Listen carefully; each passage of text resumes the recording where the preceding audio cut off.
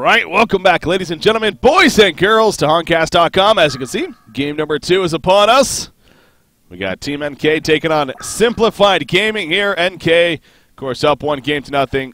Pretty dominating victory, to say the least. And again, we kind of broke it down. A lot of experience coming into play, but also just simply outplaying. I mean, it's definitely a big part of it. So we'll see if Simplified Gaming has what it takes to challenge here in game number 2 and maybe even force a game 3, or if Team NK will prove to be just a little too strong.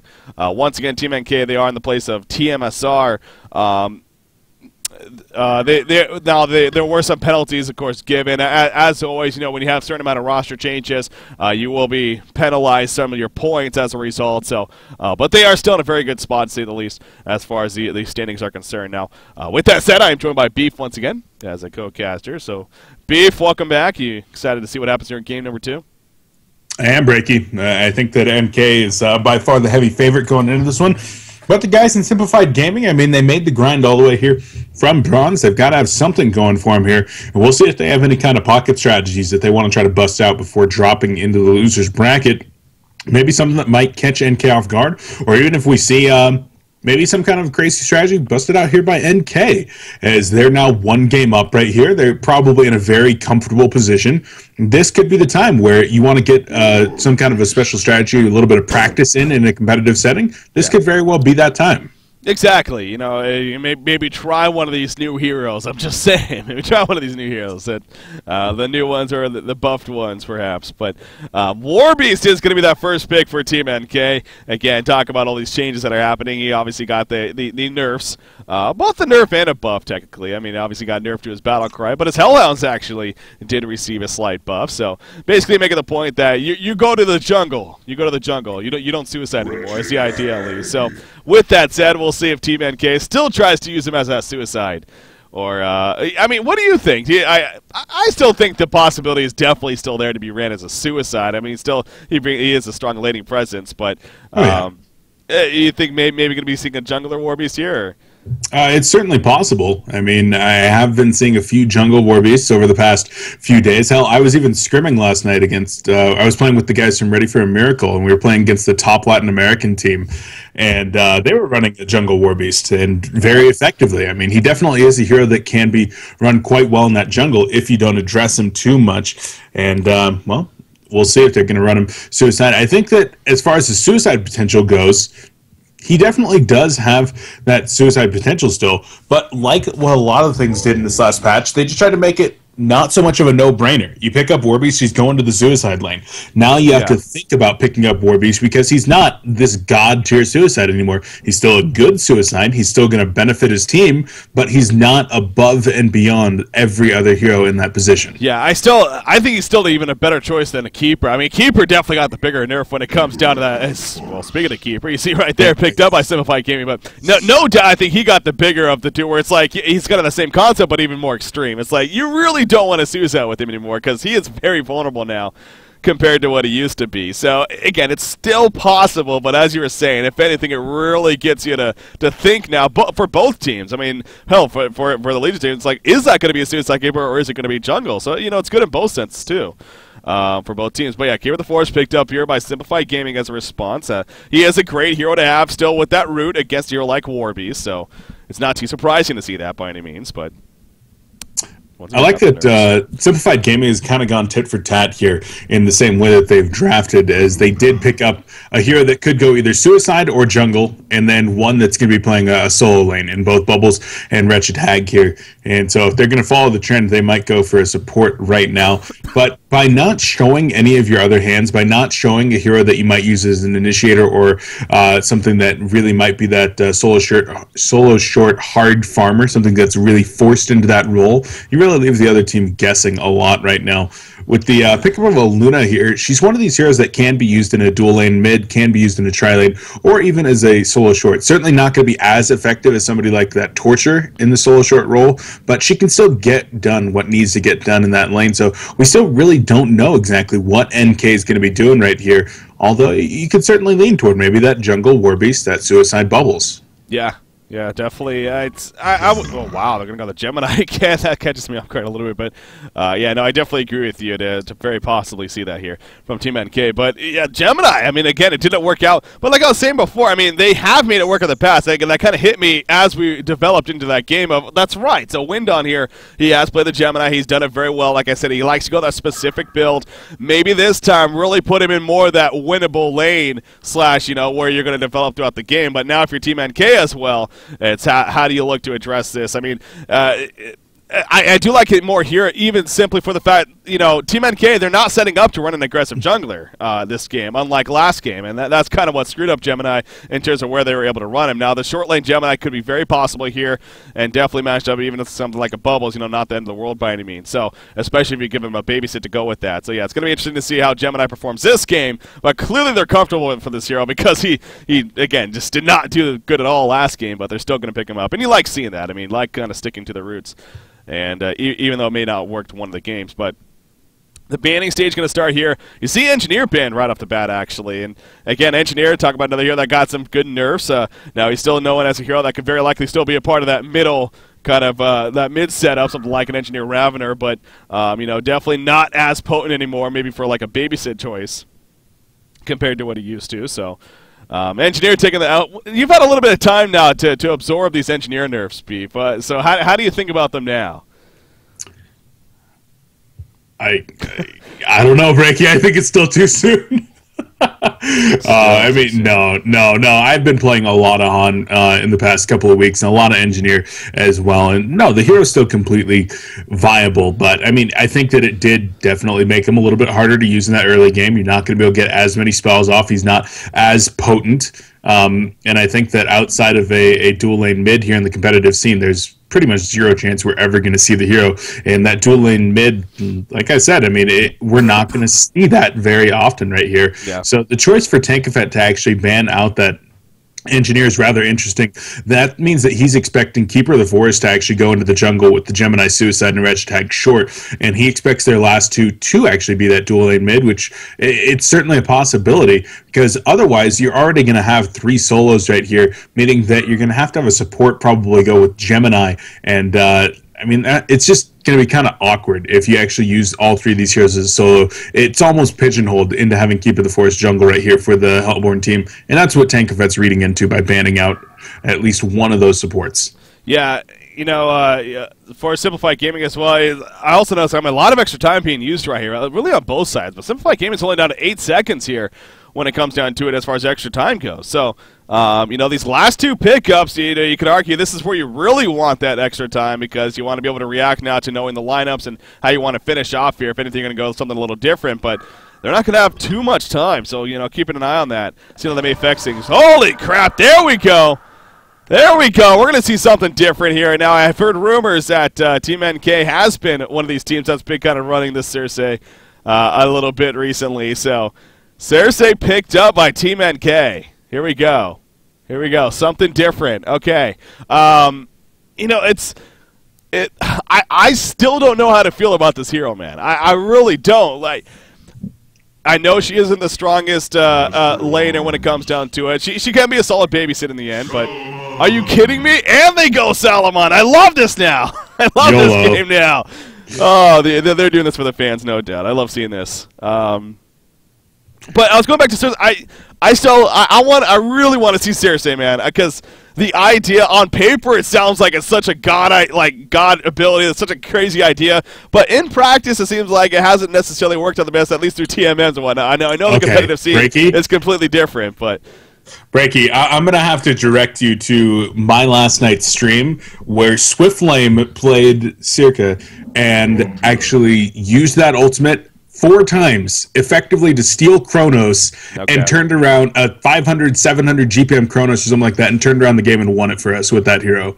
That hero is amazing if you put it in the right hands. You get something like a portal key so you're able to like steal from the trees so they can't find you and interrupt you. It's insane, man. So you put him with the Solomon here right here as well. It's going to be really interesting, especially with multiple targets for her to actually transform into either the Gemini or the Wretched Hag going into the super late game. It's going to be really interesting. And And the one other thing that people don't think about sometimes is the effectiveness of a bound eye on Circe. Like all illusions, they retain the ability of that bound eye once you've activated. Oh, wow. She goes ahead and uses that, then makes an illusion, and she's able to send out her illusions to do all of her counterwording bidding without ever being in any danger. Huh, that's very interesting. I actually can't say I knew that. So, yeah, no, I know, definitely know this hero. She is annoying to play. This is arguably one of the most annoying heroes to play against in the game. But not only because of that ultimate, but because of her W, the deception or doppelganger, I guess.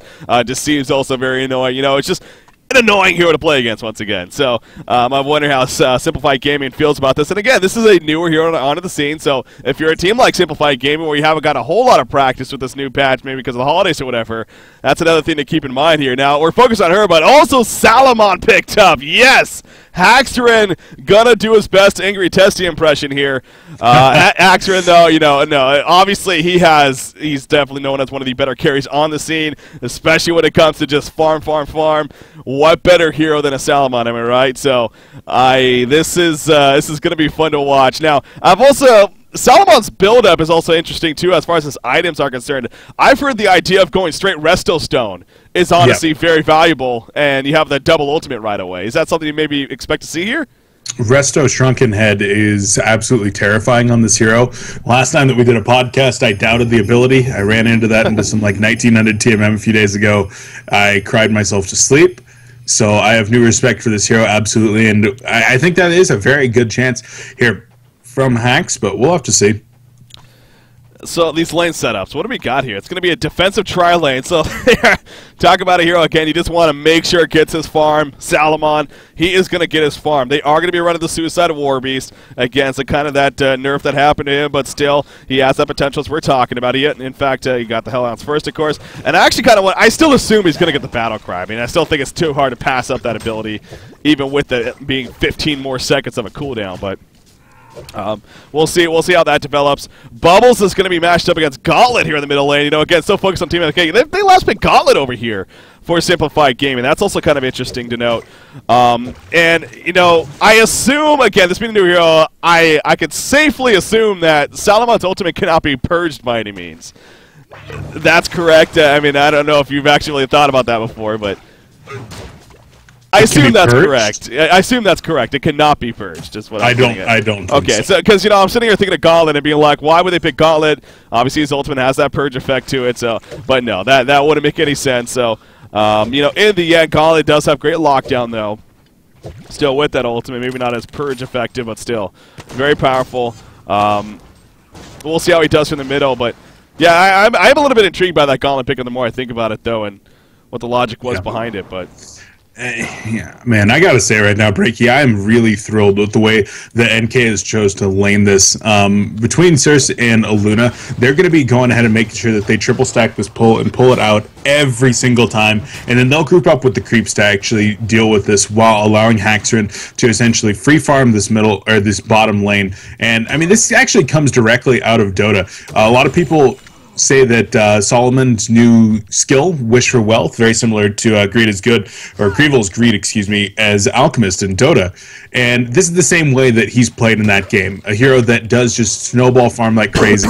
You play him a lot of times in a situation with two babysitters, allow them to do their thing in the jungle while he just farms. And that's exactly what they're doing. So going to be really strong. And then, of course, with Bubbles and Warbeast in these off lanes, they're going to continue to get their levels. And, I mean, NK, I feel like they're already in a very good shape right now, as all these other lanes, they're not really going to be able to combine and shut down the Solomon, which is what needs to happen if they want to make sure Haxrin doesn't get crazy amounts of farm. Middle lane, Bubbles just dodged a grapple hook, and oh, well, that sucks.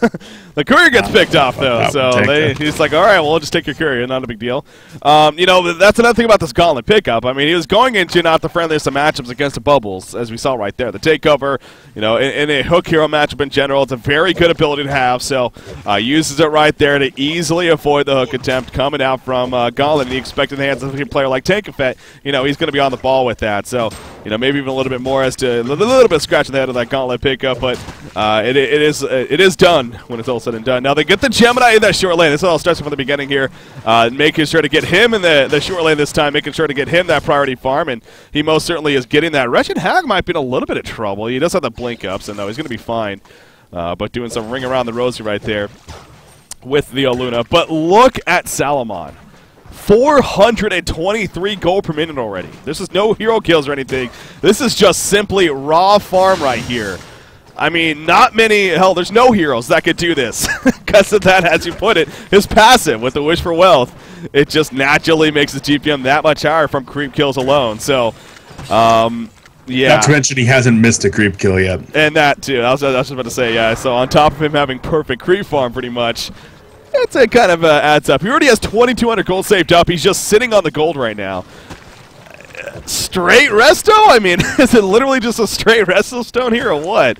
I am intrigued, man. I won't even pretend to know, although he did just miss 2 CS. Damn, Haxerin. Oh, Haxerin. Slipping. Failure. And, I mean, that's something that you definitely want to, you want to keep that Wish for Wealth rolling here. But, yeah, he's going to be continually fine as he is maxing that out level 3, and I'm not even sure how much bonus gold that gives at this point. Yeah, flat 5 plus 3 for every creep you kill. I'm not exactly sure. It gives you a lot of extra gold. Yeah, that's the easy way to put it. Your GPM gets drastically increased. Again, as you see right here, 470 gold per minute just about right now. And again, this is just from, like, we maybe see this early on when maybe a bloodlust kill happens or something like that. Not just from straight creep farming. It's just absurd. But anyways, that's the point of the hero, so it's going to be fun to see how that develops. Now, Warbeast, he does still go with the Battlecry, as I was talking about. It's still hard to pass that up, even with that nerf that happened to it.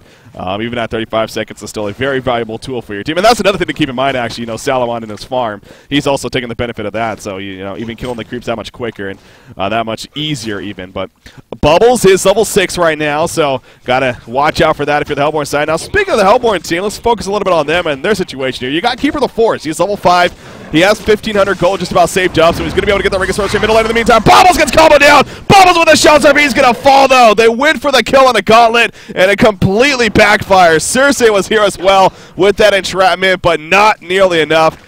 I don't know if you caught the very beginning of that, but I happened to catch it as he was being jumped on, so I'm not exactly sure why or how that even played out from the beginning, but he turned it, it looked like, and that caught Bubbles off guard right there.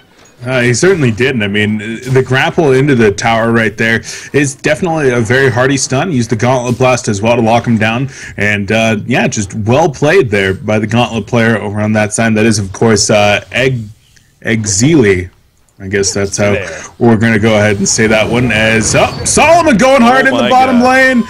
He's going to go ahead and loses a Luna support here. Wretched Hag not going to get away. Solomon's like, yo.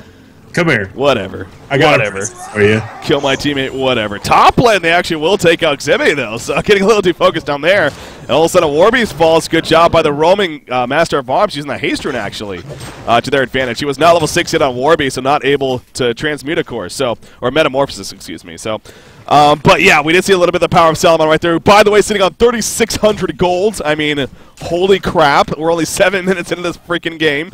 Anyways, you saw the power of his ultimate coming out right there, the Wish for Revenge, using the Avenging Leap, as I believe it's called, and then the Flaming Cleave or something like that. But anyways, there's a lot of damage that can come with those two abilities, and of course the stun that is applied from the top of that, and then even the ultimate on the ultimate, or while in ulti form, it can do some good damage as you're low on that life. So, yeah, you see a little bit of the burst damage potential there. Granted, it's only level 4 Wretched Hag with just boots and a aim of the Exile. In fact, you may need to be careful right here. So, yes, the entrapment comes out. Immobilize going to be coming out. There's the Aluna stun. The nuke from Salamon actually missing, I believe, but will it matter? No! Well, no, Wretched Hag does fall right there, but at what cost? Keeper of the Force coming in. Cersei in a little bit of trouble. The illusion kind of taking a little bit of damage right there, but Aluna's going to be picked off, and now Insania's going to go for the TP, so she should be fine, but Salamon's in trouble. Oh, the grapple just misses right there. Salamon, can he actually escape? No, he cannot.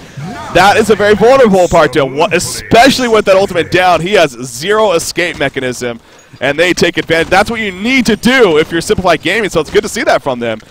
If that ultimate's down, you need to be ganking him, as they do right there.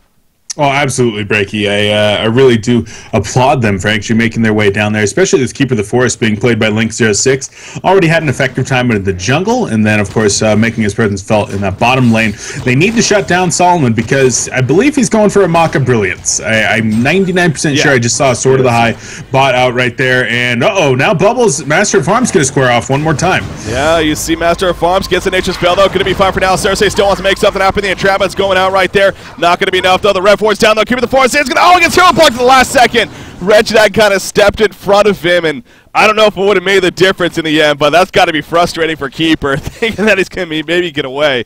And all of a sudden his teammate kind of steps in there for really no reason in the end. So, but he does get picked off, and yeah, they will get a counter kill on him at least with a good placement of the Rev Horde. And again, it may be hard for us to tell as a spectator a lot of the time, but no doubt Cersei is taking a lot of advantage of this doppelganger. I constantly see the illusions out, you know, and then as a player, that's got to be frustrating. Now top lane, Warbeast, oh, Warbeast is going to fall right there. He used his ulti form at the last second, but in came the Gauntlet Blast, and he was not going to get away. So how about No Deal No All here on Master of Arms? 4-0-0. He is managing to do a hell of a job here as the main support, and also Gauntlet doing a good job of roaming. So this Gauntlet pick is also proven to be a pretty good pickup. In the end, lands a hook. And there's the grapple as well, the haunt, as well as the charge shot coming in. Tib picks up the kill right there on the Hag. So, I mean, these guys over on Simplified Gaming are definitely doing a good job right now. They'll take a tower up top, and, I mean, as I'm off to point out on a Solomon, I mean, the resource advantage is actually a little bit bigger than I would expect, because Solomon, he inflates the gold so much as, Circe might die in the middle lane here. No. Does get the good, what is that even called? The entrapment. I want to call it entanglement. Yeah. But, I mean, Solomon inflates that gold so much. He's not able to do as much with those resources as most other heroes. So, I mean, I would say that Simplified Gaming, they're definitely doing what they need to do right now and getting themselves into the best position possible. Yeah, exactly. They're playing the smart is what it comes down to. I mean, I know it's not the it's off-the-wall strategy when Solomon, especially when that ultimate's down, which he actually used again right there, by the way. And I don't know if that was because he was just using it to help DPS the tower or whatnot, but there are no kills that came out of that. So his ultimate's going to be down for another 120 seconds here. So again, if you're the Hellborn team, you realize that. And look at Wretched Hag alone doing that damage to Solomon. He is very squishy. I mean, this is a hero that's going for a first item on top of red boots with a Mock of Brilliance. So he has zero escape mechanism with that ultimate on cooldown. He can be very easily killed. And again, they've already accomplished that at least once this game, and they've been doing a good job in general. And I also like what you said about the gold lead, how, you know, Solomon is the one taking up pretty much most, if not all of that, really, on this Legion team. So the fact that it's even already a 2,000 golden experience lead is actually pretty damn good here for the Hellborn side, specifically with Gemini. He's got the Abyssal Skull finish, and like I was saying before, he's loving the stats build. He has the 2 levels in Elemental Force right now. But you see right here, I mean, he's already running at 372 movement speed, and, you know, doing some decent damage. So he's going to start getting some good farm, and then also getting that portal key on Gauntlet is going to be very important here, of course, for the Hellborn side. So Solomon, though, he has the mock finish, and just, again, look at the GPN continuing to rise. Holy crap. They're doing the Dampier effect here, stacking the jungle, and he is just increasing like a madman. This is the definition of a flash farmer right here. Of course, I figured it out here, Breaky. It's plus 30 gold for each creep. When he's actually capped out at 6 stacks right here. Yeah. So he started out at 250 gold about a minute and 10 seconds ago when he started clearing this jungle. He's about to finish off at about 2,500 gold. You also look what Cersei's doing right here, babysitting him in the jungle. He's actually spawning illusions constantly to tank the creeps so they don't have to take as much damage. You see it's very low in life, but just enough to stay alive and get the kills. Oh my god, again, it's 2,500 gold in a minute and 40 seconds. It's ridiculous. This hero, man. Let's do the math there real quick, Breaky. I don't even want to. That's about 1,700 gold per minute during that jungle clear. No big deal. No big deal. Only hero that can do that, no big deal. So, I mean, he's got another 2,700 gold. He'll buy whatever the heck he wants so that he's no longer going to be squishy. Oh, he gets an ice brand. Yeah. Interesting. Useful item.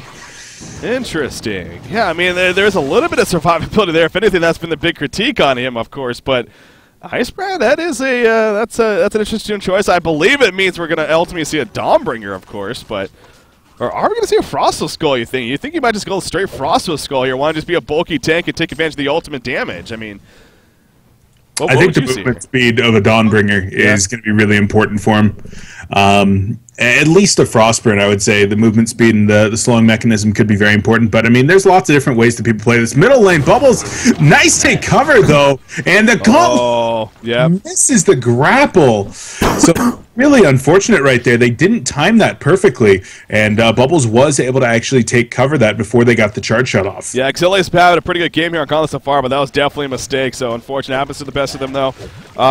I don't know if I'm a fan, though, of his build either. He's going for the B-Star. He's going to be going earlier helm with the Black Legion. And, you know, talked about that before. You know, on a hero like Gauntlet, getting beefier early on, he's had some good damage with his abilities and his Enfeeble as well as third ability. But the portal key, I think, is very important in this game for this Hellborn team. They need that aggressive play, especially against that Salamon, to be able to constantly catch him off guard. And his teammates who are under-farmed at this point in the game, the more time you give them, the more not only Salamon's going to get even very scary, but the teammates, the Bubbles, the Warbeast, and even the supporting cast is going to get at least just a little bit more built up. So I can't say I'm a huge fan of this this Helm of the Black Legion build here, as it is setting him back now from the portal key. He's going to finish it right here, but, you know, if he didn't go for this, he pretty much would have had that portal key in basically another minute or so. So, you feel the same?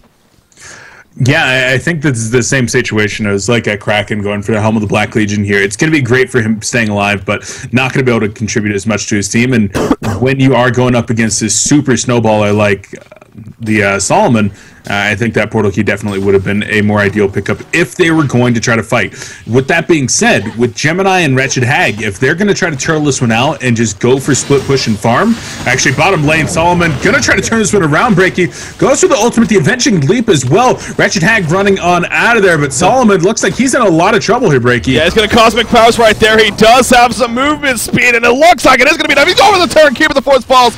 Look at Salomon holding his ground. Bubbles coming in. Kelfa not in time, though. His teammate will fall. Gives a message call on himself. Bubbles getting turned. Bubbles will fall in the meantime. A 2-for-1 exchange. Gladly in favor of Simplified Gaming. They will say Gauntlet actually gets the double tap. Bubbles a second too late. If he got there a second earlier, Salomon would have very likely lived, and that would not have ended the same way. But the fact he got there a second late, and on top of that, though, Salomon, he went full aggro right there. Wretched Hag was playing aggressive. Haxerin did not read what was going on. He was like, okay, you want to fight me? That's kind of weird. He went aggressive, and before he knew it, he was getting ganked by 3 or 4 heroes, and obviously ended up in the bad side. So well played there once again by Simplified. Yeah, and I got to point out 2 things real quick here. One pertains to that bottom fight. One of the recent changes actually made it so that you get more gold for a kill on a hero with higher gold per minute, right? Mm-hmm. So, I mean, 420 gold per minute right there from Haxerin, just as a result of, or excuse me, 420. No, that's right. Just as a result of his high GPM and high levels, giving out a lot of experience right there. The second thing that I noticed that they've been doing is once again using these Circe illusions in a little bit of a clever way. Circe has been going and actually spawning the illusions of Solomon and using the Mock of Brilliance effect to actually farm out creep waves using the Mock. It's really interesting the way that they're using all these illusions. That's true. Yeah. Again, it's as a spectator maybe a little more difficult to understand the power of what those illusions are doing, because, you know, we're not the other team that's, you know, thinking that may be a real guy, and all of a sudden it's like, oh, wait a second, that's an illusion. I mean, you know, as a player, when the illusion responds and somebody picks it up against you, it's like, oh, well, okay, that caught me off guard for a split second. Imagine having to deal with that the whole game constantly. With a hero like Circe, I could imagine, again, this has to be one of the most annoying heroes in the game to deal against, specifically for that reason. Now, Warbeast is going to ult you right away. Oh, he's going to take the Gauntlet Blast, though. That charge shot on top will be enough first. The Gauntlet grab it. Oh, he missed a grapple. It doesn't matter, though. Oh, thankfully, because Master of Arms was able to pick up the kill right there. That grapple just sidestepped. Now, middle tower does fall in the process, at least, so that's good for the Legion team, but another big kill happening coming out by Simplified Gaming. But again, you look at Salomon, even with that kill that happened to him, he's still 690 gold per minute. Gemini, by the way, gets credit for the top tower kill for his team, at least. And he's even going for a turn kill. He's going to leap in right here, take cover. Look at the burst damage shot with the twin press. And down goes Bubbles. Gemini showing off his own burst damage.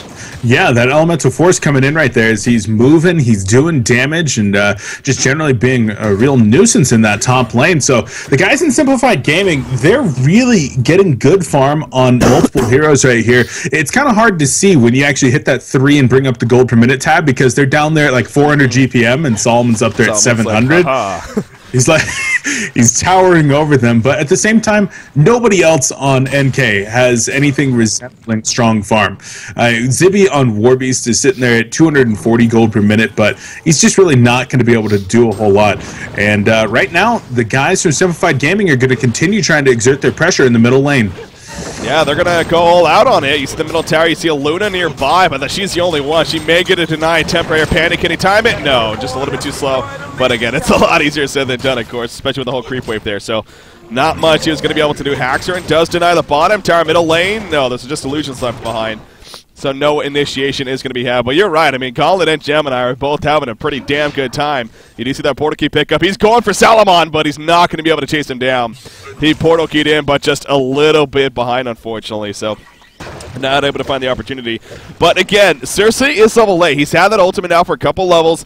That twisted visage, as it's called, that's gonna be another big key, of course, with this hero in these team fights when they come. You know, taking over that gauntlet, taking over that keeper of the forest, even for a root. Or like you said, that wretched hag, especially when she starts to get more and more farm. Top lane, Warbeast forced to ulti just to run away against the Gemini up here, and Gemini will just go back to farm, but. 27 more 100 gold saved up on Salomon, by the way. So if he's going for the full Dawnbringer, I mean, he has enough gold for it. So I guess that's not going to be happening. Maybe that shrunken head that you were talking about would make a lot of sense here, of course. It's possible. If he goes for the light brand, it's because he wants to continue just farming. If he's planning on getting into some engagements, that Shrunken Head becomes a little bit more of a possibility, especially Shrunken Head with the Refresher. It's the combination of those two items that make it so strong. Individually, Shrunken Head really doesn't matter that much. So we'll see which one Hax wants to go for in just a second.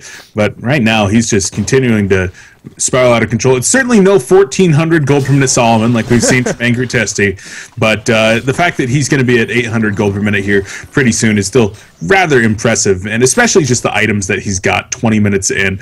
It's just going to be really interesting to see when NK chooses to take the engagement. As right now, Warbeast is going to be taken out one more time. Sibby continuing to struggle at 0-4-0. You know, I was a little bit critical of this Gauntlet pick in the beginning, but Xilla is making me eat my own words, man. I mean, he is playing fantastic with this hero. He's been a great assistance for his team, and they are still going. Cersei's going to take over Wretched Hag in the meantime. She will accomplish that. She blinks on in. She does have a Bat Blast, but the port out from Tip. He should be fine. In the meantime, Aluna gets picked off, though, as Gemini Gauntlet chase him down, and he sees Cersei. He's just going to TP back home because not much more he's going to be able to do. So he's finally able to get his ulti off, but doesn't really come into much use right there. And they're just going to keep pushing this middle lane. Astrolabe is now finished on Keeper of the Forest. But yeah, again, going back to Gauntlet, his start has been fantastic and no doubt the biggest asset, arguably, for his team in terms of their success so far. And they're just going to keep this going. This is another downside of Salomon. You know, he's not a hero that wants to fight a whole lot until he's really, really built up. I mean, at this point, he has 4,800 freaking gold. He could definitely fight. That ulti form does allow him to fight, though, with that said. So they could defend this. And it looks like they're going to at least scare them off, and that'll be the end of that. But Gemini, 756 gold. What is it going? I mean, seriously, 5,000 plus gold saved up. Come on. You said he was trying to do his best Angry Testy. Like, that could be taken one of two different ways. Oh, he's in trouble. He is in a lot of trouble. Guess what? Oh, he gets the ulti form off, though. Will this be the difference? Keeper Root comes out. He's going to come out. Not going to matter. Not going to matter. Even with the ulti form, the team support nowhere close. He was right on top of a Warder's side. The Legion team will probably suspect that now, but oh, Bubbles needs to be careful. In fact, they're going to go back in. Revor's put down. Sonar Scream going to be used. Oh, Luna's in trouble. In comes the Calfield. The counter attempting. You see the deception or doppelganger being used by Cersei to kind of throw them off a little bit, but not really going to matter in the end, and that should be the end of that exchange. So, man, Simplified Gaming, they are really taking it to Team NK this time. And we talked about the experience playing a big role last game in game number 1 for Team NK. Simplified Gaming honestly looks like a different team this game. Yeah, they definitely have been roaming around and just pub training a lot more than they were able to last time. And I like this decision, knowing that the very long cooldown here on Solomon is unavailable. They're going to go ahead and then take down the Yeti, also Kongor in a Santa hat, but Yeti as he's known right now. But on the other side of things, NK going to be using this time to at least try to snag a tower, trade out effectively, and I mean this really comes down to making sure that Haxorn never gets picked off.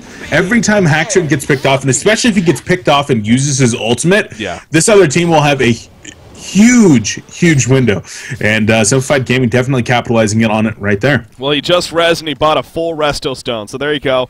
You know, that does go back to the classic argument, the classic case of if you're going for an item like that, why not at least get the Arcana or even the Sustainer before, you know, just right-clicking a full resto stone. I'm not saying he would have lived there in that fight by any means, but that's always been just a pet peeve of mine. But anyways, he has a full resto stone now, and again, this is important because that double ultimate, I mean, one ultimate alone is obviously pretty crazy, both for escaping or being assisted in team fights, but two is just pretty, that's really scary to worry about here against the Salamon. So that is a big pickup for Team NK, but as you're kind of going to, if he gets picked up by himself while he's farming around, then that only does so much for him in the end. So we're going to have a vote to pause coming out here for the Hellborn side, but, you know, while you're rambling on there, while I was rambling on there even, the Yeti, as he pointed out, obviously getting taken out. We have Windon playing the Gemini. He's got the token. He has another 1,900 gold saved up, and actually, so his full Dawnbringer is just around the corner right now. Speaking of the Dawnbringer, so that's good to see for them. You got a Soul's Bulwark, basically, or you got one finished on Gemini even, so that is taken care of. And Wretched Act's kind of been going interesting. I believe he got the Mighty Blade first, and now he has a Blessed Orb, so I'm kind of curious to see what that would ultimately turn into. I think he might be going for a Sheepstick here as a follow-up instead of just a straight Shrunken, but yeah, I mean, if he's able to get that Sheepstick and then utilize that to shut down Solomon, that's going to be fantastic, because at this point, Solomon's the only threat on NK. I mean, Warbeast is going to run around and poke you a little bit right now, but without something like a Shrunken Head, without massive levels on the opposing team, this Warbeast is nothing more than really a nuisance. And so if you're going for one hero, Hellflowers and Hellflowers and Sheepsticks are going to be your way to deal with that hero. So I like the decision from Wretched Hag to pick up the Blessed Orb and then hopefully convert that one into a Sheepstick pretty soon here. I actually think that one of those on either Keeper of the Forest or Gauntlet could be really useful as well. But Keeper looks like I don't even know what he's going to be going for next. It seems like he should have more farm than this, as he's sitting here at 271 gold per minute. But I agree. I don't really know where the rest of his farm is, because this shouldn't be all of it. Well, unfortunately, I mean, there are a lot of heroes getting farm here on the teleport stage. I will say that. I mean, there's a lot of farm being spread out, so not too surprising to me, but it does seem like it is a little bit under farmed. 3,600. Yeah, man, I guess this is all of it. Yeah, no, that's what he's sitting at. So unfortunately, you know, he does have the Isolate and the Plate of Greaves, so you know he's doing enough utility there, and he is a walking ultimate in the end too. So he still has that working for him, of course. So yeah, Resto Stone, you know, it is definitely a ways off. If that's even what he wants to go for. I think you could argue, especially with this farm the way it's going, you probably just should go a Portal Key here, and just to get that extra initiation against the hero like Salamon, of course. Speaking of Salamon, I don't know. Do you know if he gets rooted when he goes ulti form? Will that purge off any effects, or not sure? Okay, new abilities and any damage taken. It doesn't say anything about purging off any debuffs, so I'm not sure how that works, to be honest. I'm sure chat will have no problem saying. I want to say it probably will, because it's a new unit. That's what I'm thinking too. Well, at the same time though, Warbeast, I mean, it doesn't work for him, so. That's not a new unit, though. Yeah, that's true. I mean, maybe, I don't know. I'm not 100% sure. This is normally I start learning things when they start being used on the competitive scene. Yeah, like that's right. I'm not afraid to make. Yeah, I have no freaking clue, frankly, but I'm just curious about that. Yeah. Absolutely. Because, I mean, that's something to keep in mind. Obviously, if that is something, then you save that ult. It's basically a way to get out of a keeper in. That's important to know, but something tells me that it's not. I don't know. I feel like that's not the case for some reason, because I feel like that would be pretty crazy, but maybe it is. I don't know. Sandia just whispered me and says, "We're testing stuff for the viewers. Don't judge, please." Well, I mean, I didn't make a point off the bat. It was clear, especially with these hero picks. I mean, they're up 1 game to nothing. It was a fairly simple victory They had a pretty good time, so it wasn't surprising to see these picks. And I pointed out, it's definitely picks for the fans. No, that was pretty obvious to see. So, hey, I mean, that's what we do, though. That's what we judge these guys, man. That's the whole point. Right. I told him right before we went live today that I was going to flame the hell out of him in the cast, and he's like, "Oh, so it's going to be pretty much like any other day." Yeah, and I'm like, "Yeah, absolutely, pretty much." So I mean, Insania has been playing this Source, but 2-0-1. I'm just really disappointed in Insania. I feel like he could have been doing a lot more for his team. Really, just needs to step up his game. And if NK were to fail at any point, I think the blame is pretty much wholly on Insania. Sorry, I'm just, I'm actually trying to get confirmation on that by chance. I'm actually whispering one of the designers, seeing if they're around.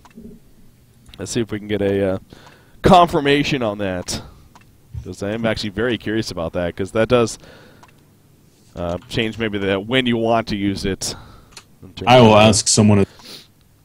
Yeah, so we can get some confirmation on that. Anyways, But yeah, so again, they have a game definitely to kind of drop here if need be, as you're kind of pointing out. So, not the end of the world if it ends up in a loss here. But at the same time, this is still a game. I mean, Salomon is safe to say he's level 16. He's got that Resto Stone now with the Frostburn and the Mock of Brilliance. He is doing some pretty good damage, especially with that ulti form. And the fact that he will have 2 ultis in this upcoming fight, at least that's the idea. It's something to really keep an eye out on and see how that plays out. But Gemini, he is also very scary. And we were stressing last game how he's not a hero that gets picked up all too often and didn't get any changes this last patch, but most certainly can be powerful if he gets that farm. I mean, he scales very, very well into the late game, of course, with his Elemental Force ability. So, and he still doesn't even have Twin Breath. This is what I'm talking about. He's level 16. Yeah. He doesn't have a level in Twin, and he has 1 level into the Twin Fang. So he's all about the stats, man. Not many heroes you can do this on.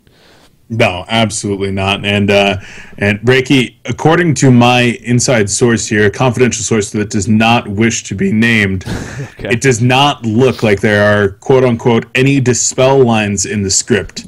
So Solomon should not be removing the ultimate when he goes old form. Okay, see, yeah, that's what I was going to say. I thought that would be the case, just because that seems pretty crazy to give him some kind of a purge ability with the ultimate as well. But so if that's the case, then yeah, I don't need to worry about that coming into play. Yeah, so apparently Link went AFK and apparently, he's pretty sick. Hey, so am I. Dude, everybody's pretty sick. It's the holidays, yeah. It's the holidays. It was right after New Year's. Everybody's pretty sick. Except for me. I got sick right before DreamHack, and I've been feeling great since then. Yeah, you're done with that. I'm not feeling bad. It's just got the cough and then occasionally I'm having to clear the throat every now and then. So, all right. So they get the tower kill and they backtrack, or will they? Ooh, they're kind of faking here a little bit. Gemini still up there in the front lines. No, they're going to actually go for this instead. So, kind of a change of call. It looks like initially it seemed like they were going to fall back, but they decide to kind of go in right here. We'll see what they can make. Salomon does have that double ulti. There's the first one, but he jumps on a Master of Arms. Master of Arms going to explode in the background. Kelvin holding them down, but now Salomon's trapped. He's going to use ulti. There's the rest of the ulti once again. He jumps out of Gauntlet. Gauntlet's dropping. Gauntlet grabs him away, though. Salomon's getting low on life, but he is still in ulti form. Once he comes out, there we go. He's full of life. Red Jack will fall. Keeping the force not nearly enough damage, but Gemini comes back up. Twin Fangs, but now Gemini is by himself. He splits up. He's going for a Luna. He's going for a kill on her. There's the jump. He will get the kill, but at what cost right here? The Ice Dog's going to fall, and down goes Gemini. So no doubt the Resto Stone hacks are in right there. Playing the Salomon comes into play, but the team support also was pretty damn effective, and they end up wiping out pretty much because there was a buyback on Master of Arms, so basically a genocide there for Team NK. Yeah, that was definitely showing the power of that Resto Stone, and of course I talked about the power of the Shrunken Head with the Resto Stone. This shows that even without the Shrunken Head, it is still very dang good, and he's actually going to have the money for that Shrunken Head here, probably when he does finish off these Ancients. Actually, these are Source Illusions that are doing triple stack Ancients. No big deal. So that's terrifying. Yeah, it's possible. He's able to spawn illusions off of the illusions? Yeah, so he keeps that mock effect going. That's what he's been doing, yeah. That's insane. It's a pretty crazy combo, yeah, it really is. I mean, it goes to show, that they've done this thinking, they've done the theory crafting, and they obviously pick these heroes. It's not just because they're 2 new heroes on the scene. They actually synergize pretty well in that sense, because the idea of a Mock of Brilliance on a hero like Salomon obviously is pretty go-to, and being able to do this is pretty effective, so it is pretty cool seeing that. It is indeed doing work right here. So for the first time in this game, NK has been able to maintain a little bit of a resource lead, and I don't know if I see too many ways about them going about and losing this resource lead. Now that they do have those very crucial items on Solomon, he's got the money for a Shrunken Head if he wants to buy it right now, and there's no way NK is going to take an engagement without having the Resto Stone up on Solomon. And every time they have that Resto Stone up, it's going to be incredibly difficult for the guys over at Simplified Gaming to actually bring him down and get anything done to the opposing members. So yeah, he's also it's also one of those strange feelings. I mean, just from a mental aspect, it's having that ulti form. It's like, oh, he's just about to kill him, and then he ultis. Or he's in his ulti form, he's like, oh yeah, get him dead, and all of a sudden he comes out, he's in full life in his regular form, and then he just ultis. I mean, it's like one of those mental states where you're like, you think he's dead, but he's not. You think he's dead, but he's not. And that's got to be really another frustrating thing to deal against this hero specifically. And, I mean, this GPM to 822 gold per minute. Middle lane. Oh, he's going to jump Gemini right here off to the side. Can he get them down is the question. No, he cannot. He's taking some damage. He doesn't have the rest of the stun. He uses the Death Wish right there, but now he needs to be on the run. Bubbles in the back are trying to help him. Gemini, though, putting in the auto attacks and the Bubbles out by now. Gemini getting locked down. He's able to Twin Fangs away. He will be fine. Big Gauntlet Blast. Oh, beautiful setup for Wretched Act with the Bat Blast and the Sonar Scream. Not enough follow-up for Warby, so he's forced to stricken and run away. Salamon gets caught, but not caught enough. He will be fine. He does have his Resto Stone up now, so he may want to go back in, actually. But no, it's not going to happen. But what a Gauntlet Blast into a Wretched Act Bat Blast right there. Yeah, that was pretty dang nice, Breaky, and they're going to go ahead and at least try to turn this around. I'm not sure if they're aware that they could be walking into a trap with that Resto Stone, but they get yet another free tower, and I was going to say, right before that team fight, I was going to say there's no way that Simplified Gaming should ever be able to take a team fight, only if there's no Resto Stone. So it was a little bit odd from Haxron to actually try to engage right there when... I mean, I don't know. Maybe he could have just let whoever was getting jumped to die, but it was a tough call because he was up on the hill right here on the edges. He saw Gemini by himself, not even in his main form. So that I do get what it's one of those instant reactions where you just like, you got to take an advantage like that. At the same time, though, it was Gemini, and Salamon, sure, he's doing some good damage. He's not going to burst down a Gemini, though, in a true 1v1. That's not going to happen. So yeah, from that logic, it probably wasn't the best move to jump in. And as we saw that end result, so as you're talking about, not having the Resto Stone, very important in that fight, and that clearly paid off big time for Simplified Gaming. So I will say, Gemini, speaking of him now, even tougher to kill. He now has a Axe of the Malphite, and again, two reasons why this is good. One, because it just increases his life pool. Behemoths are very good. That's actually what's going on down here. Keeper of the Force is going to get caught. You look at the illusion, Salamon's doing work right there, as well as everyone else. But also his Elemental Force, of course, being the strength gain, 1+ armor penetration for every 12 strength. So that's just another benefit that you get from having such an item for him. So, oh, Gauntlet middle lane. He's trying to live right here. The hell out of me. Finish him off. Yes, it will. Actually, Haxman's mock damage got the kill. And now they're going to try to take advantage. They're both dead. They do have buybacks, but they should be able to get a free tower kill here. They're going to have Resto Stone up here in 10 seconds on Solomon as well. And by the way, he does have that demonic now. So attacking faster, not dying. And, of course, bringing down those towers pretty dang quick. And looks like NK, they're just going to go for the throat here. Going to try to force a buyback on Gauntlet. There it is. Yeah, they get the one. Keeper of the Force is going to be able to resurrect, though. Portal keys being used, but no whole lot of initiation by any means happening. In fact, Keeper of the Force resurrects, and he buys a Soul's Bulwark. I do not get that at all. I mean, Gauntlet already has one. He puts it offensive. Is that just miscommunication or what? Because that doesn't make any sense. I feel like that's miscommunication. Yeah, I mean, they're set to the same. They're going to go for Solomon, though. Oh, he's by himself. Will he burst him down the sides? No, but he gets an ulti form. He's looking to return. Now the cleave comes out. There's the root, though. Solomon is going to be locked down. He doesn't have the most life. Solomon will fall right there. Warby's trying to beat on Gemini in the meantime. The Ice Dog is slow. He's not low enough, though. He gets back into his full form, and now Warby's has to run in the Shrunken Head. Aluna not able to get away. You see a shell surf from Bubbles able to port away after the port. Will that be enough to get away? It looks like it will, but they got Salomon where they wanted him. He had the Resto Stone, but he wasn't able to use it once again for another ulti form. They were able to lock him down enough, and now here they go. Salomon does have a buyback with that said. Aluna does not, but she's up in 20 seconds. There's no ulti form or Shrunken Head, though, on Xebe either, so this is not the prime time to fight here for the Legion team. Yeah, they're not going to go for a fight. They just want to force some buybacks, and as soon as they see that buyback, they do go ahead and turn around, forcing one out of Haxorn, which is the very important one. So they had the correct idea there. Now they'll probably try to get some wards down near Kongor, make sure that they're going to be able to take a fight over in that area next when he's going to be back up here in the next minute or so. As the Legion team, they're starting to move that way as well, though, as they've got an army of Cersei illusions. I mean, these things are hell to cast with, Breaky. Yeah, it's exactly. It's like you see all these dots on the minimap. You're like, what is going on? Oh, it's just the army of Cersei illusions just going out all over the place. And actually, they're going to spot Gauntlet right here. Uh-oh. He cannot use the portal key. The mock comes into play right there. Gauntlet's had a lot of trouble. He's going to be picked off most likely. Those are just illusions and a bubbles right there, and they are able to finish him off. The real Cersei, she's going to use her E, though, with that Deceive. She's going to be fine for now. Gauntlet, though, or Gemini chasing. Gets a kill. Was that Salamon? No, that was a fake one. Now here's the real Salamon. He jumps in onto the Ice Dog right there. Ice Dog is dropping low, but he goes back in full form, and now Salamon's in trouble. He's got, oh, what a big ulti, the damage. Keeper of the Force and Mastermind's fall, and now Wretched Dagger is going to be on the run, so you see the damage jumper right there from Salamon with his ulti in the ulti form, and it does enough work to get a couple kills. Wretched Dagger cannot blink away in time, and she will end up falling. Does she have a buyback? She does, it looks like. Keeper does not, though. But again, the Legion team either going to push. What a crazy game this is turning out to be here, Beef.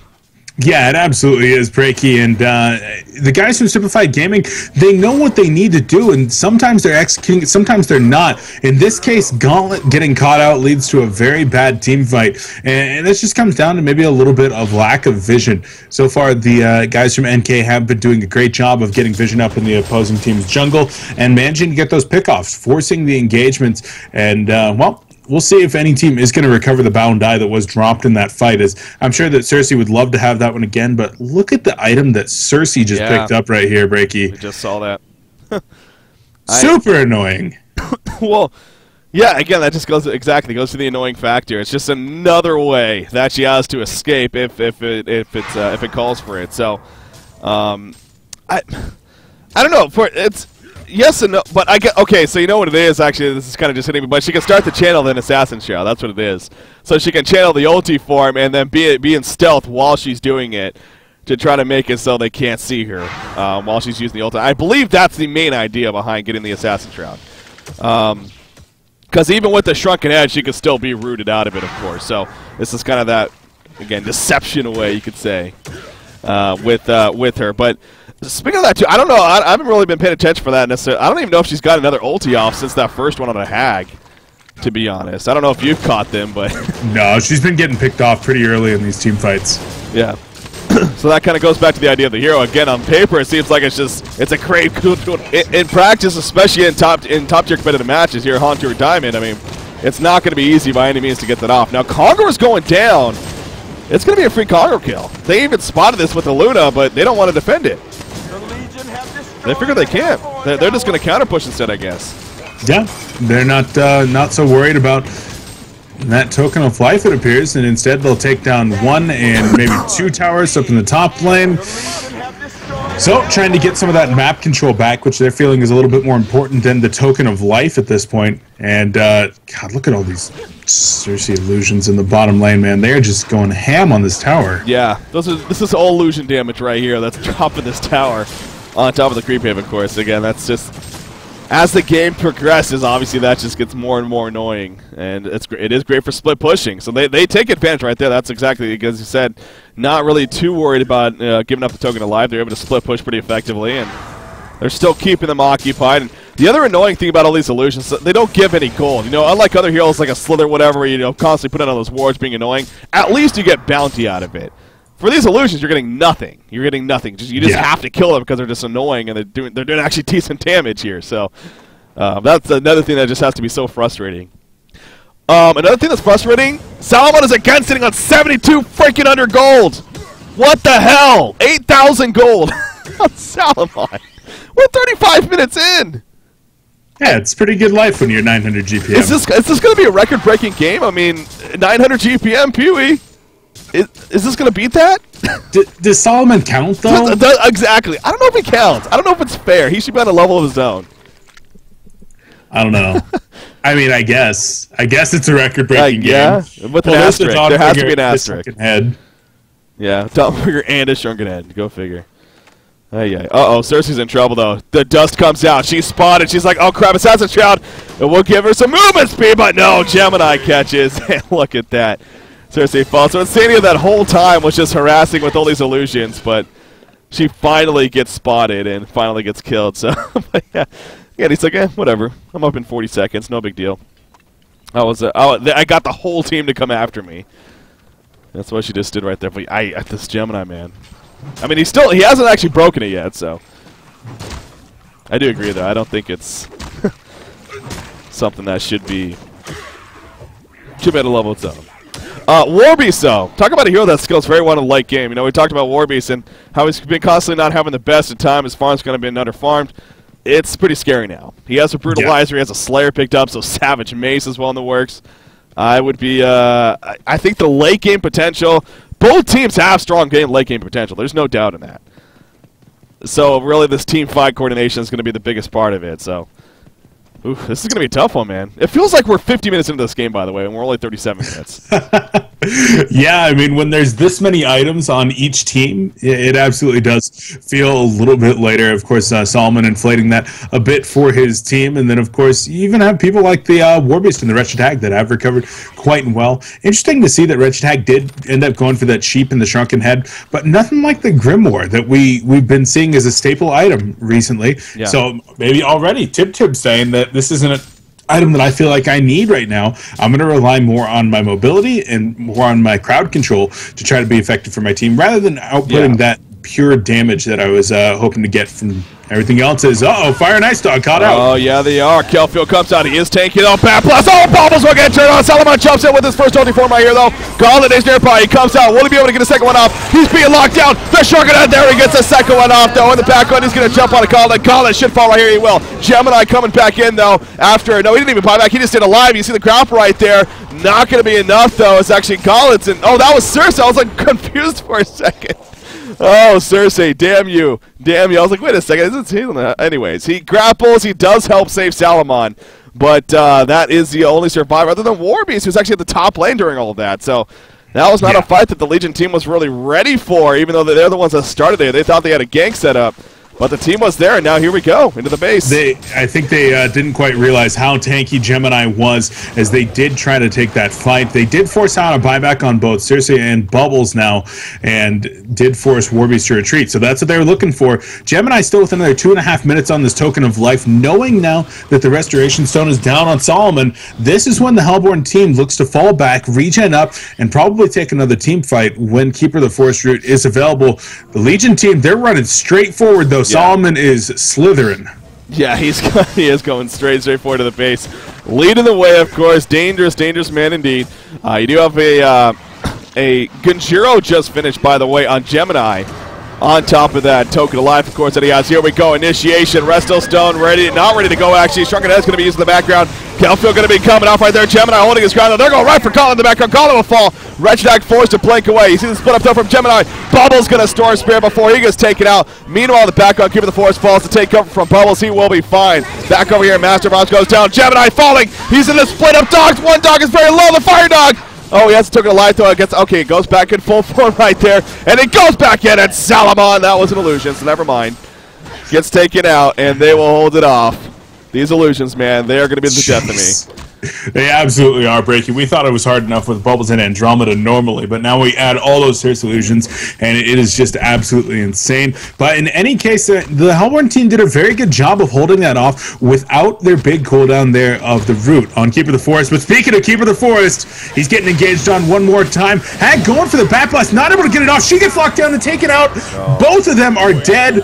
Dog's going to come in and clean up Bubbles, but it looks like the Melee Rex is going to be cleaned up by illusions. Salomon doesn't have his ulti form, though. Gemini beating on him. A couple more auto attacks. You see Cersei right there trying to help out the best he can. He's going to go for his ulti on it. Gemini, he will take him over. That's Wet Face. Gets one stun. He slowed it down. The ulti form from Salomon. Then turn around, and Gemini will fall right there. Token of Life to come back up. And now Wretched Hag back in the fight. Wretched Hag doesn't have a Bat Blast. She takes a stun, though. She's going to strike her. She Bat Blast right there in the face. Salomon will fall. Down goes Luna. You see in the meantime, Cersei will finally go down as he comes out of Gemini form. And that will be the end of that. What just a crazy, chaotic game again we have right here. Gemini still has not bought back, by the way. He still has his 2 buybacks. That was all just a token of life right there. And just staying alive throughout it. And now they're going back for the middle. Buyback situation on the Legion side. Salomon and Circe do, but they only have 1 buyback left right here, Beef. Yeah, and, well, we'll see if they're going to have to blow those ones right here. I think Haxton's going to have to, and the Legion team, as soon as they see that, most likely will back up one more time. Gemini's not going to clean up this tower too quickly right now, and here comes Warbeast. Going to go in. He's going to try to take out Gauntlet. Here comes Bubbles as well, but Gauntlet goes down. That big golden dog is just killing people. It really is. Warbeast definitely do plenty. The Brutalizer proc and Master of Arms did not stand a chance to the nom nom nom right there. Bubbles in the meantime. Bubbles, can he get away? No, he cannot. The Fire Dog finishes him off. But now Gemini go for the turn. Actually, Red Jack comes in with the sheep stick. Warbeast, no ulti form. He's being beat on. Nothing Aluna can do. He will fall. And now into the base. So Salomon is up. He has that Restoson as we're talking about with the 1 ulti. But that will be it. Will he be able to hold this off with this team? Will they even go in if they're the Hellborn side? They're very timid here. They don't want to force anything, it looks like. And thus they're not. So Gemini, by the way, Salomon did buy back there. Oh, the fake. The Bounty Aluna. He's going to end up getting picked off maybe, though. Gemini chasing. There's the breath coming out. Aluna's maybe trying to deja vu. Not going to happen, though. And she will fall right there. Here come the Illusions. Illusion Army now. Cersei off to the side. Going to take over Gemini right there. He goes in on to Gemini, but no, the root comes out. He splits up with the dogs. The Gemini on the Hellborn side. He's going to run away, the real one, that is. But the Cersei Gemini chasing him down. A nice twin fangs away, though, from the Hellborn Gemini. Salomon going in. Oh, what the auto attack on a Red Jack. Prevented her from blanking with the Brutalizer. I don't even know anymore. I don't even know. They're running with the dogs, and they're running with the dogs. There's like 7 dogs in this game. And Cersei is going to go down right here to Gemini.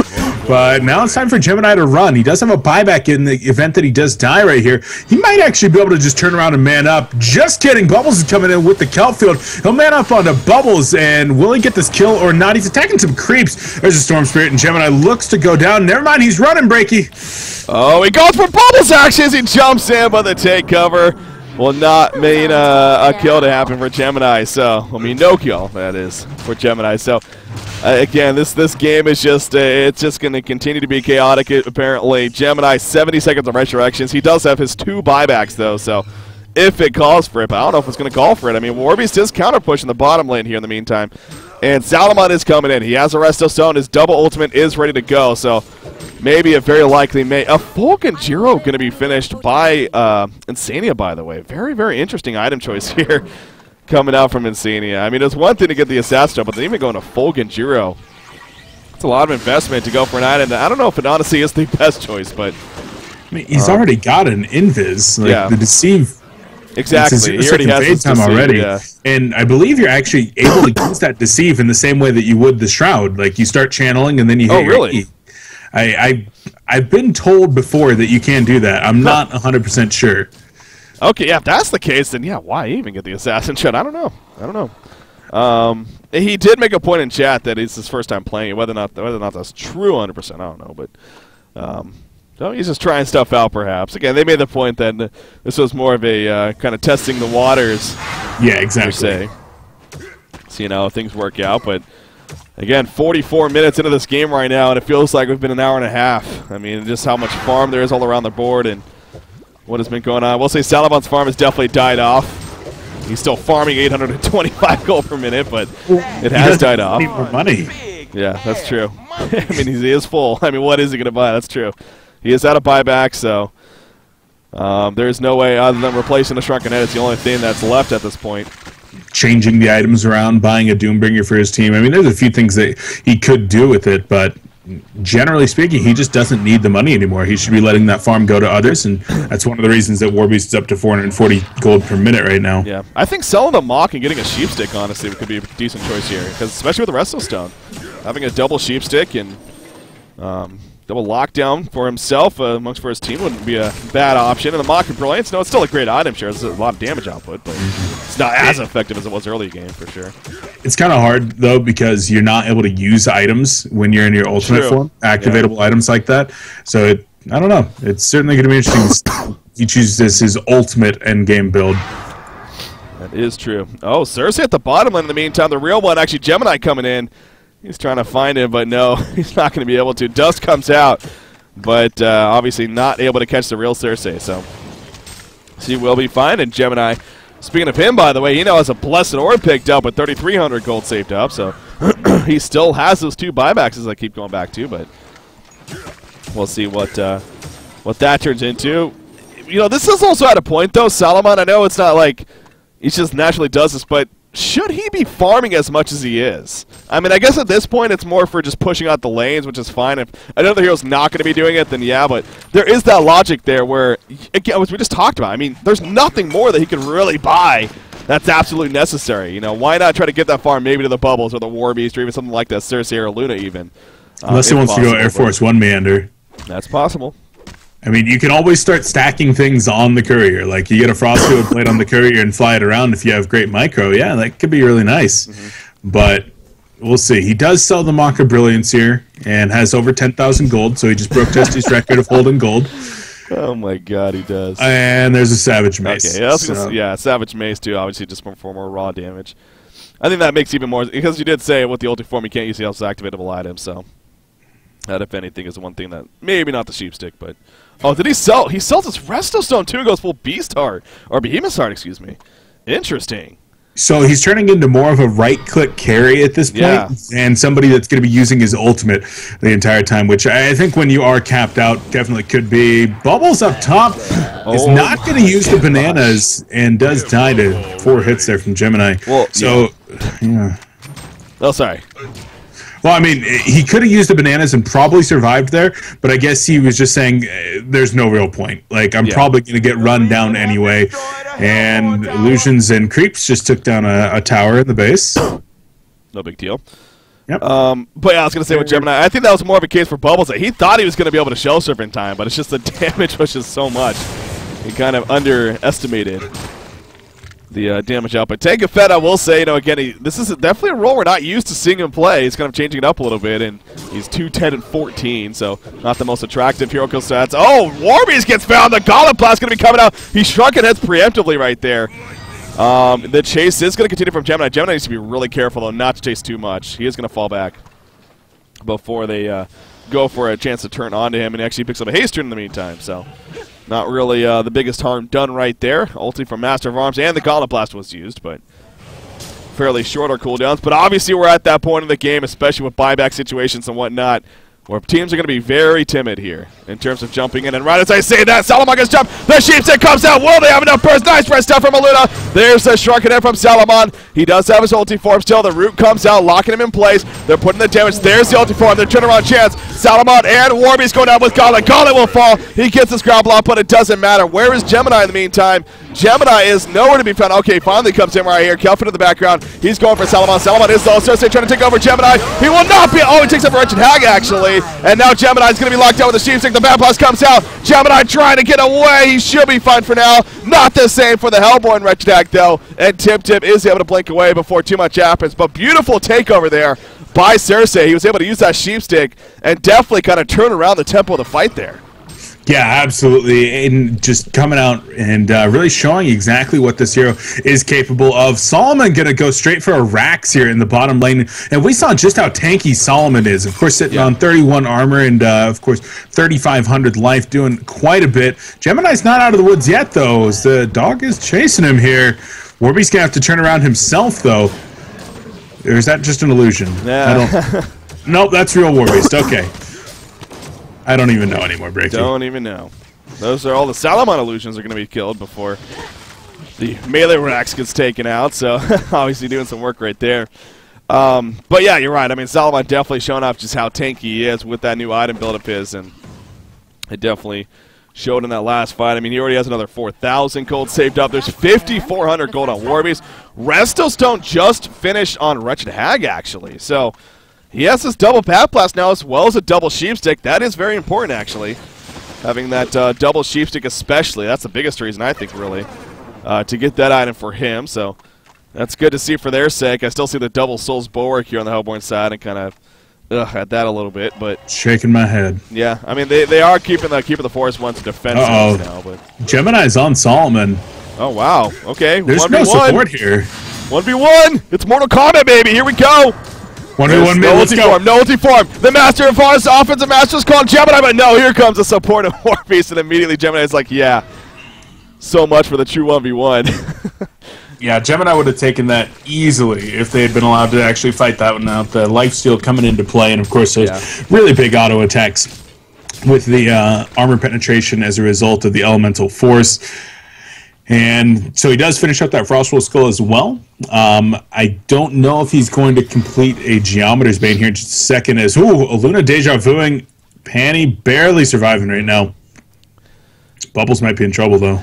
Well, Gemini is still going in. He is going to find a Luna. Luna's going to use her red stun. She has support kind of nearby, so Gemini needs to be careful. And never mind. He's like, screw this. I'm going in. He splits up right there. He knows that they're not ready to fight. Sheepstick on a Bubbles. Bubbles is going to be locked down. And Bubbles does have his last buyback, which he uses right away. Salomon comes in. Wretched going to avoid Talisman, though, and Salomon has to run away. In the meantime, Warbeast beating on a Gauntlet. Root's going to be used. Warbeast being blast shot away, actually. Batboss comes out, but he had the shrunken head up. Cersei trying to take over Wretched. She will do that. The lockdown on the Fire Dog. The resto stuff from Salomon, but it's not going to be enough. Down goes Gemini right there. He does have his buyback. Will he use it, though, is the question. Grapple going to miss. Portal key from Gauntlet. He'll be fine. Wretched Void Talisman going to come out. You see Cersei coming out of ulti right there. And that should be the end of that. That's actually no deal, Noel there on Master of Arms. Does end up falling in the end. This Cersei hero, Breaky. Yeah. This Cersei hero, especially when you get to something like this Wretched Hag with a Resto Stone, is absolutely ridiculous. Just absolutely ridiculous. And, well, very interesting indeed to see the way that it was used right there to help get the kill on the Gemini. And there's Gemini's first buyback. Yeah. That's crazy in a game like this to see him using his first buyback there, but that he does. But here goes the melee rack. Still no rack, so there is the middle melee rack's taken out. But here we go. Gauntlet. Wow, the hook into the background of the Salomon right there. He's going to have a Storm Spear coming out. Gemini being another Storm Spear coming out. Warbeast being locked down. Salomon, the team support is just on the ball here. Will it be enough? Twin Fangs in. No, it will not. The bananas. They dropped the bananas for him. He picks it up. He uses it. And they're turning it now. Gemini's going to fall. Amazing team support right there coming out from the Hellborn team. They take out the racks, and I think they may have just done it. They may have just finally broken through. There's no buyback. Nice game being called. It looks like that is going to do it, Beep. GG, well played. What a finish. Team NK will take the series 2-0. But what a game number 2 there, Beep. Oh, I mean, it absolutely was Breaky. Going ahead and bringing out the Solomon and the Cersei picks, showing us just what that hero combination can do, just what each one of them individually can do as well, showing some of the strengths and weaknesses. And I know, at least for you and me, who, I mean, we're definitely not super familiar with these heroes, it's definitely really cool to see exactly what they can do. And Insania, I find it hard to believe that was his first time playing the hero, because he definitely got some really big twisted visages off, was able to really set up some fantastic turnarounds for his team. And this NK squad, for being their first competitive match together, they're looking pretty all right. Yeah, to say the least. Yeah, they definitely are. I mean, it's, again, you got these players coming together, so it's no secret that these guys definitely have experience individually, but, and a lot of people expected this team to be pretty damn powerful with the players that they have. But, you know, there's always that question mark. How are they going to play together and why not? They do very well here against Simplified Gaming. The first game, I think, was a true example of that. Again, in game number 2, trying things a little bit different perhaps. It was scary there for a long time. In fact, Simplified Gaming, I thought there was a good chance that they were going to pull through and force a game number 3, but just not enough in the end. Salomon is just a little too strong. Cersei did have some big ultimates as the game picked up, and I think Zibe too on Warbeast. I mean, he was kind of that dark horse where, again, earlier on he was pretty ineffective, but as that game progressed, especially in the late game stage, he really started to amplify, and that showed by the time the game was over. So that is going to do it, though. Once again, for this series right here is no keyboard, Team NK, whatever. They do take the victory over Simplified Gaming, of course, 2-0. So I'm just updating the brackets here real quickly, seeing if there's anything possible. Yeah, it doesn't really look like it. It looks like all the matches are pretty much finished, actually. So we're going to be having a second round matchup. Again, those are set to start for about 45 minutes from now, so unfortunately there is going to be a little bit of a break here, but with that said, We will be coming back in about 45 minutes from now, and I believe, were you planning on going over to Coldcast now and getting your stream up as well? Okay. Yeah, absolutely. Going to be heading on over to Coldcast, doing some winners bracket round of 8 matches here. Just figured I'd come over and join you here, as we had both been on a little bit of a break, and you're sick and whatnot, so got to lend a helping hand. Thank you, appreciate it. But no, it's definitely we definitely both got a pretty fun series here, to say the least. Yeah, I'm glad I was in this one. Yeah, it definitely was a lot of fun to watch, especially that second game. So, and again, this is kind of just a little bit of a teaser. This patch brought a lot, man, from the new hero to all the balance changes. It's gonna take time, sure, and definitely people like their comfort factors in the end, but it wouldn't be surprising to see every now and then these radical picks, these different picks than what we're used to seeing, and it was fun seeing that here. So we'll see in the second round. We definitely got some good matchups coming, as always, in that round, so keep a close eye on that and see how that plays out. But until then, going to be going on a little bit of a break here. I'll give you guys any updates if I have them. But for now, looking at about a 45-minute break or so before the next set of matches are going to be happening. So go grab some food, go take a little bit of a break here. But ladies and gentlemen, we'll have a round of 8 matchup going to be coming at you here for the Diamond Division cycle number 9. HoN Tour Season 2. You do not want to miss it. Stay tuned for that. We'll be back.